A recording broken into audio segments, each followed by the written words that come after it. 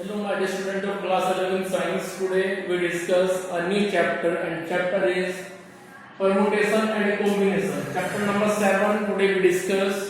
So first of all, the question which comes arise in your mind that what is permutation and what is the combination. ठीक है, permutation क्या होता है, कैसे इसको हम यूज करेंगे, कहाँ पे परमुटेशन अप्लाई होगा और कहाँ पे कॉम्बिनेशन अप्लाई होता है. ठीक है, so permutation means basically arrangement of the object. भिन्न भिन्न जो हमारे पास में जो ऑब्जेक्ट होते हैं, डिफरेंट काइंड ऑफ जो ऑब्जेक्ट होते हैं, उनको अरेंज करना, वो होता है परमुटेशन. ठीक है, so permutation is basically the arrangement of the different types of the object in a particular manner और a proper way. Clear? So proper way में डिफरेंट ऑब्जेक्ट को अरेंज कर देना, उसको बोलते हैं परमुटेशन. जैसे आपसे बोला जाए एग्जांपल के तौर पे कि भाई आपको अपनी अलमारी में अपनी जो बुक्स हैं उनको अरेंज करना है, तो पहले आप क्या करेंगे, आपके पास जितनी मैथ्स की बुक है पहले आप वो रखेंगे, उसके बाद में English, then physics, then chemistry. So इस तरह से जब आप अपने ऑब्जेक्ट को अपनी अलमीरा में अरेंज करेंगे तो वो होता है परमुटेशन. क्लियर? जैसे भाई जब आप मॉर्निंग असेंबली करते हैं तो आप वहां पे पर्टिकुलर मैनर में खड़े होते हैं, मींस आप खड़े होते हैं रो वाइज. ठीक है, सो वो क्या है, वो एक परमुटेशन ही है. ठीक है, क्लास में बैठने का आपका जो अरेंजमेंट होता है वो एक परमुटेशन है. Clear? So different kind of object को एक प्रॉपर वे में अरेंज कर देना, उसको बोलते हैं परमुटेशन. तो देखो जी हमारे पास में डेली लाइफ में कुछ हमारे पास ऑब्जेक्ट यदि ऐसे फैले हुए हैं कि हमें समझ में नहीं आ रहा है कि हमारे मैथ्स की बुक कहाँ पे है, हमारे जो है इंग्लिश की बुक कहाँ पे है, फिजिक्स कहाँ पे है. तो पहले हम क्या करेंगे, उनको अरेंज करेंगे, और अरेंज करने के बाद फिर उसमें अपनी नीड के अकॉर्डिंग हम अपनी जो बुक है वो कर लेते हैं सेलेक्ट. ठीक है, लेकिन जब हमारी बुक ही अरेंज नहीं होगी तो फिर कैसे करेंगे हम सेलेक्ट. हो सकता है कि वो बुक हमें उस समय जहाँ मिलेगी ना. ठीक है, तो कुल मिलाकर के जो परमुटेशन है इसका मीनिंग होता है केवल अरेंजमेंट. ठीक है, ये अरेंजमेंट तक ही होता है परमुटेशन. ठीक है, so permutation is simply the arrangement of different kind of object. उनको अरेंज कर देना एक प्रॉपर वे में, उसको बोलते हैं परमुटेशन. क्लियर? Then combination. अब जब आपने डिफरेंट काइंड ऑफ ऑब्जेक्ट को अरेंज कर दिया है तो अब आपका नंबर आता है उनमें से किसी एक ऑब्जेक्ट को या किन्हीं दो ऑब्जेक्ट को या किन्हीं 3 बुक्स को वहां से उठाना. Means selection procedure. पहले अरेंज करना, उसके बाद सेलेक्ट करना. Means after the arrangement the procedure of selection is called combination. Clear? So combination का मतलब होता है सेलेक्ट करना. जैसे हमारे पास 5 बुक्स हैं, अब 5 में से हम 2 बुक्स सेलेक्ट कर रहे हैं तो उसको बोलते हैं कॉम्बिनेशन. क्लियर? लेकिन हमारे पास 1000 बुक्स हैं, आउट ऑफ 1000 बुक्स हम आज प्रेजेंट टाइम पे 50 बुक को अरेंज कर रहे हैं, तो ये होता है परमुटेशन. क्लियर? समझ में आया कुछ? हमारे पास में 2000 बुक्स हैं लाइब्रेरी में, उनको हम एक दिन में अरेंज नहीं कर सकते. आपने डिसाइड किया कि भाई मैं मंडे, ट्यूसडे, वेडनेसडे इस तरह से मुझे हर एक दिन अपनी 100 बुक्स को अरेंज करना है. ठीक है, तो उसको बोलेंगे आप परमुटेशन. लेकिन जब आपने एक दिन पूरी लाइब्रेरी अरेंज कर दी, बुक्स अरेंज कर दी, उसके बाद में आप चाह रहे हैं कि मैं अपनी मैथ्स की 50 बुक्स में से 2 बुक्स सेलेक्ट कर लूं, तो इस प्रोसीजर को बोलते हैं कॉम्बिनेशन. ठीक है, अरेंजमेंट को परमुटेशन और उसके बाद में सिलेक्शन मींस सेलेक्ट करना, उसको बोलते हैं कॉम्बिनेशन. ये आप ध्यान रखें. ठीक है, सो परमुटेशन एंड कॉम्बिनेशन. इसीलिए पहले आता है परमुटेशन मींस अरेंज करना, and after that combination means उनमें से सेलेक्ट करना. जैसे भाई हम चाह रहे हैं कि हम एक टीम बनाएं, team of 11 best player in cricket out of 30 players. हमारे पास 30 प्लेयर आए हैं, 30 प्लेयर्स में से हमें 11 सेलेक्ट करने हैं. तो यहाँ पे कॉम्बिनेशन वर्क करेगा, ठीक है। लेकिन आप अपने घर पे अपनी बुक्स को, अपने रूम को अरेंज कर रहे हो, अपने ऑब्जेक्ट को अरेंज कर रहे हो, अपने क्लॉथ्स को अरेंज कर रहे हो, तो ये होता है परमुटेशन, ठीक है। पहले different kind of object arrange होंगी, उसके बाद में ही वो सेलेक्ट हो पाएंगी। जब तक कोई चीज अरेंज ही नहीं होगी तो वहां से आप सेलेक्ट कैसे कर लोगे? सिलेक्शन आता है after the arrangement, means after the permutation we read combination. Clear? So simple definition of permutation which you have to write in your notebook, that permutation is basically the arrangement of different kind of object in proper manner, ठीक है।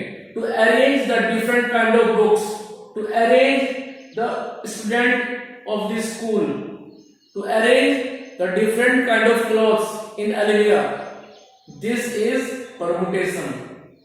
Clear? And combination, the selection of one or more out of an object, ठीक है।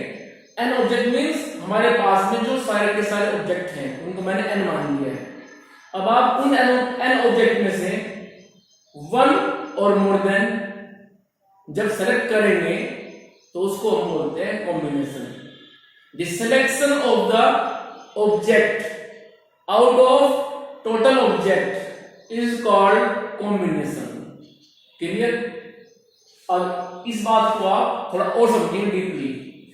Permutation को हम basically represent करते हैं P से, capital P, and combination को हम करते हैं रिप्रेजेंट कैपिटल C। क्लियर? अब परमुटेशन में क्या होगा, जैसे कि आपको मैं बताया डेफिनेशन में कि आप अपने सारे ऑब्जेक्ट को अरेंज करते हो। मैं मान लेता हूं कि मेरे पास में जो टोटल ऑब्जेक्ट है which you want to arrange वो अभी n है। n means may be 10, may be 1000, may be 500, may be 50, ठीक है। और उनमें से आप आज जैसे कि लाइब्रेरी है, अब लाइब्रेरी में 10,000 किताबें हैं। अब 10,000 में से आप शायद अरेंज कर नहीं पाओगे, तो आपने डिसाइड किया कि out of 10,000 today we arrange only 100 books, ठीक है। तो जब आप n में से, n मींस 5,000, 10,000 में से 100 कर रहे हो अरेंज, तो इस प्रोसीजर को हम बोलते हैं NPR। दोबारा पे समझिए, ये NPR, इसको जो लिखेंगे आप, लिखने का स्टाइल ये रहेगा, n हमेशा रहता है P के लेफ्ट में और ऊपर रहता है, R हमेशा रहता है P के नीचे और राइट में रहता है, ठीक है। So we call this like this NPR, where n is total object and R is the quantity of that object which you have arranged। जितने ऑब्जेक्ट आपने अरेंज कर दिए हैं वो आ रहे हैं। जैसे 5,000 बुक्स में से आपने 1,000 बुक्स अरेंज कर दी हैं, 1,000 जो यहाँ पे आपने अरेंज की हैं वो आ जाएंगी at the place of R। So R वो है जो आपने अरेंज कर दिया है, और P, सॉरी, ये जो हमारे पास में N है, N मींस टोटल ऑब्जेक्ट। जैसे कि लाइब्रेरी में 10,000 बुक्स हैं तो n के प्लेस पे रख देंगे आप 10,000, तो आपने अरेंज की 100, तो आप r के प्लेस पे लिख देंगे 100, ठीक है। n का मतलब टोटल, जितनी वहां पे वो क्वांटिटी है, और उस क्वांटिटी में से जितना आप अरेंज कर पा रहे हैं अपनी एफिशिएंसी के अकॉर्डिंग वो आएगा r के प्लेस पे। क्लियर? अब यहाँ पे ध्यान देने वाली बात ये होगी कि जो ये r है, ये r हमेशा 0 से और n तक लाई करेगा। मिनिमम वो 0 हो सकता है, ये तो आप अरेंज करेंगे या नहीं करेंगे, करेंगे तो कुछ वहां पे होगा 2, 4, 8 इस तरह से, और यदि नहीं करोगे अरेंज तो वहां पे क्या होगा, फिर 0 होगा। आप लाइब्रेरी में गए, आपने कुछ भी अरेंज नहीं किया, it means 0। Clear? So we have to write 10,000 P0। आपने अरेंज की 100 बुक्स, तो 10,000 P100, आपने अरेंज की 2000 books out of 10,000, then 10,000 p 2000। Clear? तो जो ये r है ये मूव करेगा 0 से n तक। n तक मींस जितने वहां पे क्वांटिटी है, जितना वहां पे आपके पास में जो है वो डिफरेंट लेवल ऑब्जेक्ट है। अब जैसे लाइब्रेरी में मान लेते हैं कि हमारे पास में 1000 बुक्स हैं, तो आप मैक्सिमम अपनी 1000 बुक्स को जो अरेंज करेंगे या 1000 बुक्स से आगे निकल जाओगे। जब लाइब्रेरी में क्वांटिटी ही 1000 की है तो मैक्सिमम क्या रहेगा 1000 और मिनिमम क्या रहेगा 0, और उसके बीच में आप जितना अरेंज करते हो अपनी एफिशिएंसी के हिसाब से 100, 200, 300 वो आ जाएगा। लेकिन जो आप अरेंज करेंगे वो मूव कहां से कहां तक कर सकता है, 0 से लेकर के, और जितनी वहां पर बुक्स है लाइब्रेरी में, फिर चाहे वो 1000 हो, फिर चाहे वो 2000 हो। इट मींस जो ये आर है, आर मींस जितने आप अरेंज कर रहे हो, जिस क्वांटिटी में आप अरेंज कर रहे हो वो आर होता है। तो ये जो आर है ये मूव करेगा 0 से लेकर के मैक्सिमम n तक। n से ऊपर तो नहीं जाएगा, क्योंकि n का मतलब क्या है, n का मतलब है टोटल ऑब्जेक्ट जो वहां पे दिए हुए हैं। अब यदि आपके पास में बुक है 100 और आप बोल रहे हो कि सर मैंने अरेंज की है 150, तो ऐसा कैसे पॉसिबल है? 50 बुक्स कहां से आ गई? ठीक है, so it is not possible, practically तो पॉसिबल नहीं है। ठीक है, तो कुल मिलाकर जो ये आर है ये मूव करेगा 0 से लेकर के n तक। क्लियर? फॉर्मूला होता है npr के लिए, जिसको आप सिंपलीफाई करेंगे factorial n upon factorial n minus r। अब सुनिए ध्यान से, जो ये सिंबल है, ठीक है, इसको बोलते हैं हम फैक्टोरियल। फैक्टोरियल कई बार आरटीई और एनसीईआरटी में ऐसे लिखा रहता है, एक्सक्लेमेटरी साइन होता है ना इसमें, उस तरह से, तो इसको ही बोलते हैं फैक्टोरियल। ठीक है, फैक्टोरियल को आप ऐसे रिप्रेजेंट करो या फिर ऐसे रिप्रेजेंट करो, मींस एक्सक्लेमेटरी साइन। सो ना कई बार हमें दुख होता है, खुशी होती है, ठीक है, ओ हाउ सैड, तो इस तरह से जो एक्सक्लेमेटरी साइन होता है उसको भी यूज करते हैं फैक्टोरियल में। ठीक है, इसी फॉर्मूले को आप ऐसे लिख सकते हो कि npr equals two factorial n upon factorial n minus r। Factorial n upon n minus r। ठीक है, it is a symbol of factorial. Clear? तो आप फॉर्मूले को ऐसे लिखें या फिर ऐसे लिखें, बात एक ही होती है। जब क्वेश्चन में सोल्व करूंगा तो मैं फैक्टोरियल को जनरली ऐसे लिखता हूं, तो उससे आप जब कंफ्यूज ना हो। फैक्टोरियल लिखने के लिए हम 2 साइन यूज करते हैं, आप अपनी बुक्स को आज पढ़ेंगे तो समझ लेंगे आप, इस तरह से और इस तरह से। अब आते हैं कॉम्बिनेशन पे। कॉम्बिनेशन का फॉर्मूला होता है NCR। अब ये NCR में n क्या है और r क्या है? n का मतलब है टोटल ऑब्जेक्ट, टोटल क्वांटिटी जो वहां पे अवेलेबल है, और r का मतलब है जितना आप वहां से सेलेक्ट कर रहे हो। जैसे 30 प्लेयर्स में से आप 20 कर रहे हो सेलेक्ट, तो 30 वहां पे होगा n की वैल्यू, 20 होगा वहां पे r की वैल्यू।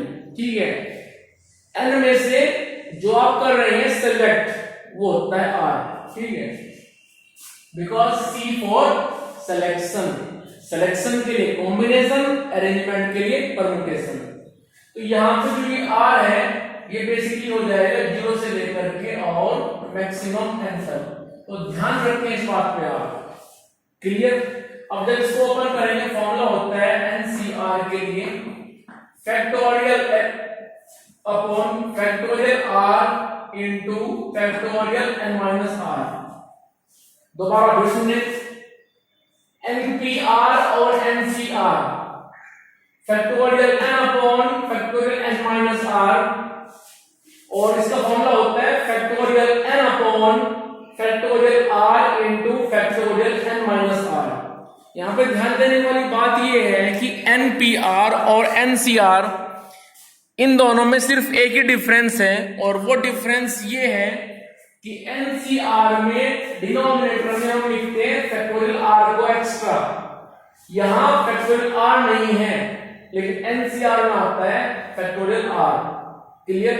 सो ये थोड़ा सा बस एक्स्ट्रा है, इसको आप ध्यान से फॉर्मूले याद रखेंगे।